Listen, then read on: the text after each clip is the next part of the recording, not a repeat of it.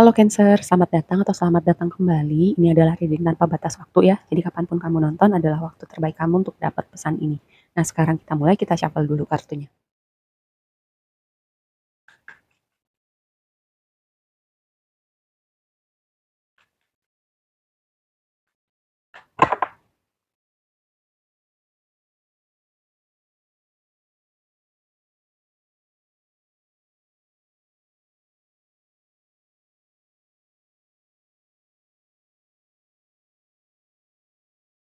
Sebelum bahas lebih lanjut dengan tarotnya, kita lihat dulu oracle yang tadi udah aku shuffle ya. Nah yang pertama, journey, perjalanan ini tuh kayak memulai sebuah perjalanan yang baru. Kayak rasanya ada sesuatu yang akan dimulai gitu ya buat kamu. Mungkin hubungannya dengan lingkungan baru, mungkin hubungannya dengan pekerjaan baru, atau kayak in general ada sesuatu yang rasanya berbeda gitu, atau kamu memulai sebuah perjalanan, entahlah bepergian ke suatu tempat untuk traveling ataupun untuk jangka panjang gitu ya, berpindah lokasi. Yang jelas ada rasanya menavigasi sebuah perjalanan gitu ya, dalam artian sesungguhnya maupun dalam artian metafor. Lalu twin flames ini tuh um, gini, pemahaman kita tentang twin flames akan beda-beda pasti ya, tapi kartu ini tuh berbicara tentang keseimbangan, yin yang, terus juga union, terus juga berbicara tentang melengkapi satu sama lain gitu. Pemahaman aku twin flame itu adalah hubungan yang sangat sangat apa ya, sangat triggering gitu, atau kayak akan nyolek semua luka kita kalau kita belum berproses sama luka kita gitu. Jadi biasanya twin flame itu akan ketemu ketika masih ada di low vibration ya. Jarang aku dengar cerita twin flame itu akan ketemu ketika sudah sama-sama berevolusi, jarang gitu. Jadi mereka akan ketemu di low frequency gitu ya. Jadi mereka akan saling nyolek lukanya, akan sangat triggering, tapi dengan luka itu, dua individu ini akan sama-sama bertumbuh gitu, sama-sama berevolusi, akan jadi, hopefully ya, akan jadi uh, individu yang berbeda gitu, bukan jadinya semakin jauh dengan shadow-nya gitu, hopefully gitu ya. Makanya perjalanan, sepemahaman aku, perjalanan twin flame itu panjang, karena yang satu maunya lari, yang satu maunya ngejar. Nah, padahal sebenarnya yang perlu kita lakukan adalah mengintegrasikan semua shadow-nya kita gitu. Gimana kita jadi versi diri kita yang naik kelas gitu, secara karakteristik, secara pemahaman diri, gimana kita mengintegrasikan part-part dalam diri kita yang mungkin kita abaikan selama ini. Nah, seperti itu. Jadi, kalau ada hubungan atau di saat ini kamu terhubung dengan seseorang yang menurut kamu ini triggering banget gitu ya. Kok kayaknya kita sayang, eh, tapi kok kita berantem mulu, tapi kok sama-sama nyolek ego kita gitu.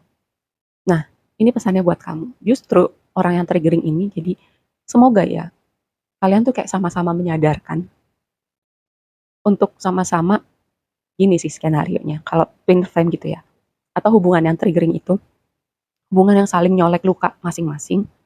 Skenario-nya dua, antara kalian sama-sama bertumbuh dan jalan sama-sama, atau kalian oke, triggering, saling berantem, colek luka masing-masing, marah-marah, baikan, menjauh, baikan lagi.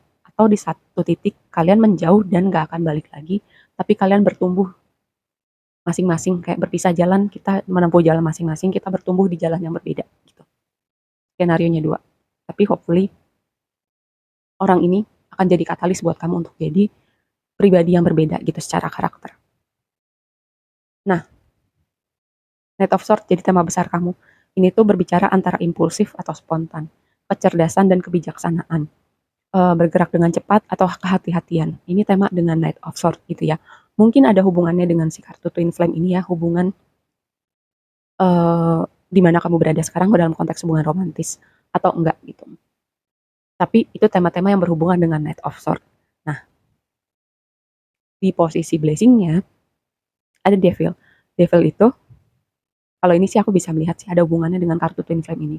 Terserah kalian mau melabel itu Twin Flame atau enggak. Yang jelas ketika ada hubungan yang sangat triggering, ya, itu adalah katalis buat kamu, untuk kamu naik kelas, untuk kamu punya standar yang berbeda, untuk kamu juga jadi individu yang berbeda. Nih, mungkin hubungannya udah kayak berantem baikan, tapi masih berantem lagi, terus baikan lagi gitu. Jadi kayak polanya begitu. Ya, mungkin ada hubungannya dengan hubungan romantis ini, mungkin dengan hal lain yang rasanya berputar-putar di tempat yang sama, tapi karena ini posisinya udah di-blessing, kayak ada kesadaran yang berbeda.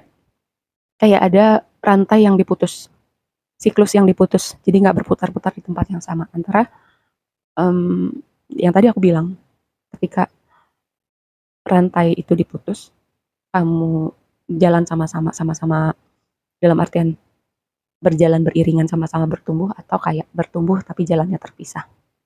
Gitu ya.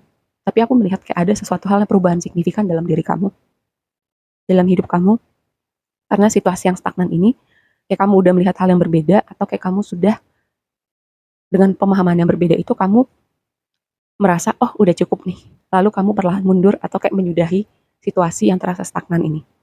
Nah, aku selalu bilang gitu, ketika ada hal-hal yang tertentu yang kamu merasa cukup, kamu tinggalkan, kamu cut gitu. Hal itu, situasi itu, ketika udah nggak ada lagi, dia memberi ruang untuk sesuatu hal yang baru atau orang-orang yang baru gitu. Tantangannya, Ten of Cups. Ten of Cups itu harusnya kartu kebahagiaan, keluarga bahagia, orang-orang tersayang, terdekat kamu, terus menghabiskan waktu bersama orang-orang tersayang, kamu punya apa yang kamu mau, tapi ini posisi di tantangan.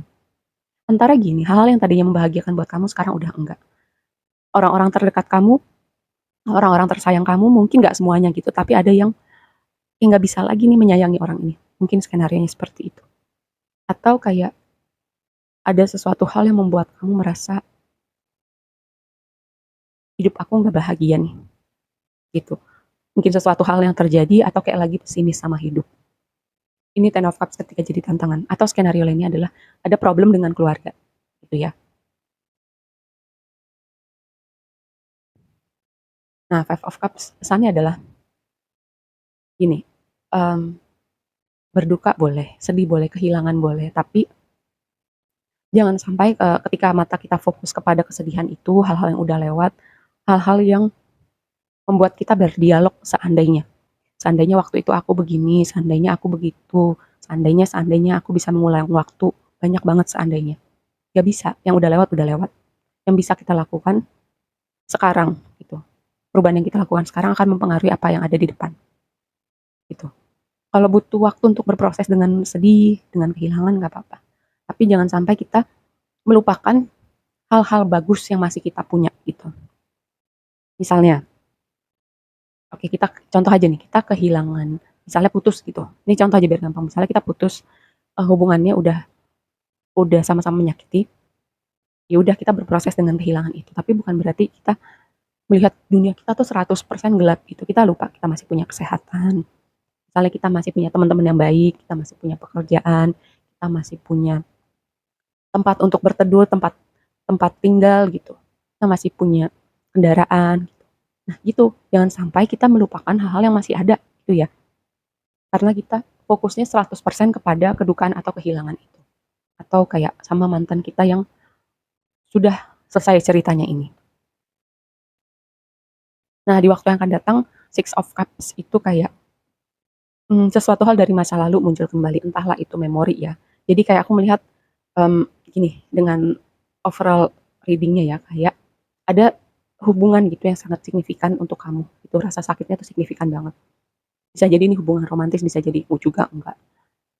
Di satu titik udah kalian mungkin merasa cukup gitu ya daripada saling menyakiti, atau kayak kamu merasa sudah terlalu sakit dengan hubungan ini, kamu memutuskan untuk udah, mmm, oke kamu udah jalan nih sendiri dengan hidup kamu, terus entah di waktu kapan gitu, skenarionya gini dengan Six of Cups di waktu yang akan datang. Antara oke memorinya muncul kembali, memorinya aja nih. Jadi kalau kalau masih berproses wajar memorinya masih muncul, oke. Atau memorinya muncul tapi kamu udah punya kesadaran berbeda gitu, udah nggak pakai seandainya lagi. Oh ya udah bisa ikhlas, oke waktu itu aku belajar hal ini, oke waktu itu aku masih muda, aku masih naif gitu. Contohnya seperti itu. Tapi skenario lainnya, nih ini orang muncul kembali gitu. Entahlah, muncul aja gitu di realita kamu. Entah kamu lagi di mana, di mall gitu terus ketemu. Atau dia yang kontak kamu duluan gitu. Itu skenario nya juga mungkin ya. Aku nggak akan bilang kamu mesti gimana, tapi ya udah setidaknya ini menyiapkan kamu kalau skenario itu memang ada. Seperti itu ya. Nah, sekarang kita konfirmasi lebih lanjut.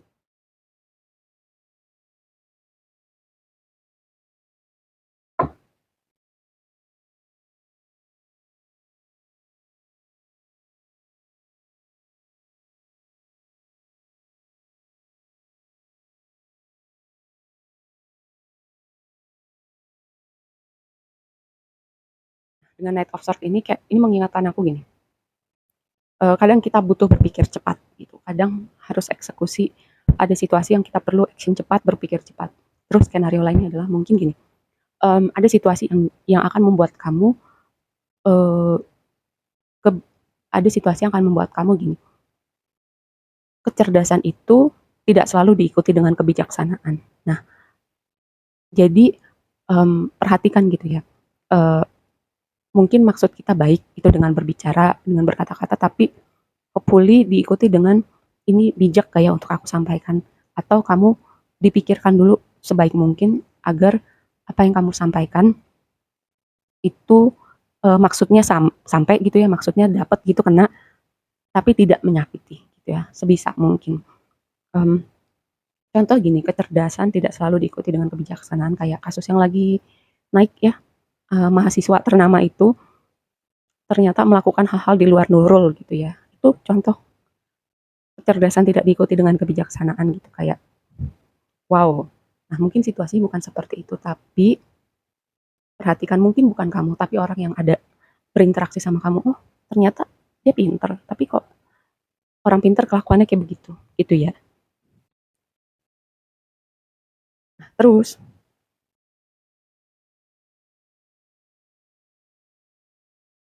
yang tadinya gelap sekarang terlihat gitu, pemahaman yang berbeda, kesadaran yang berbeda, terus juga um, memutus rantai tadi aku bilang ya, ada hal-hal yang kamu sadar gak bisa gitu terus. Dan itu selain memberi ruang untuk sesuatu yang baru, itu juga memberikan ruang untuk rasa yang baru gitu. Terus tadi kayak aku merasa ya, untuk sebagian atau mungkin satu orang aja kali, situasi yang triggering itu, yang berhubungan kayak dinamika itu kayak twin flame gitu ya, atau bukan twin flame pun nggak apa-apa. Tapi gini, ini hubungan sulit, kayak entah gimana sulit cari jalan tengahnya, dan sayangnya udah terikat dalam ikatan pernikahan gitu. Kalau kita misalnya masih pacaran, oke, aduh ribet banget sama orang ini, berantem baik mulu. Tapi udah satu titik kita bisa putus, embel-embelnya nggak banyak gitu. Cuman ini akan jadi sulit karena ini udah terikat dalam pernikahan. Mmm, tapi gini, apakah rasa sakitnya itu sepadan dengan apa yang kamu dapat? Itu aja sih sebuah pertanyaan untuk direnungkan. Worth it nggak untuk kamu bertahan dengan rasa sakit seperti itu? Atau itu sesuatu hal yang masih bisa dikompromikan?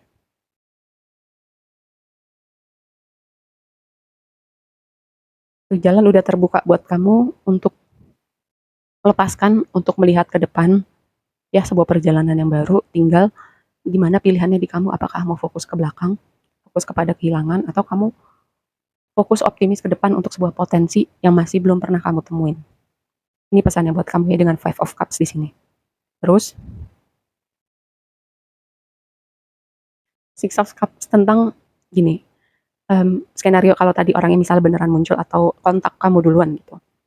Hmm, Seberapa optimis kamu sama orang ini? Seberapa yakin kamu ini orang bisa berubah gitu ya? Kalau misalnya pertimbangannya untuk dia datang kembali dan untuk menyambungkan kembali hubungan yang terputus itu, karena dinamika twin flame itu kan tadi aku bilang ada yang lari, ada yang ngejar gitu ya. Mungkin hilang beberapa waktu tapi nanti balik lagi. Nah, apakah kamu siap untuk masuk dalam dinamika seperti itu lagi? Ataukah kamu udah yakin nih orang dan kamu gitu udah sama-sama berubah untuk bisa masuk dalam sebuah hubungan yang bisa menavigasi gitu ketika ada hal-hal sulit, ketika ada berantem, ketika ada trigger gitu.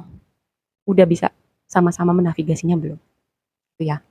Ya aku rasa segitu aja dulu readingnya, semoga bermanfaat dan sampai ketemu di reading berikutnya. Bye.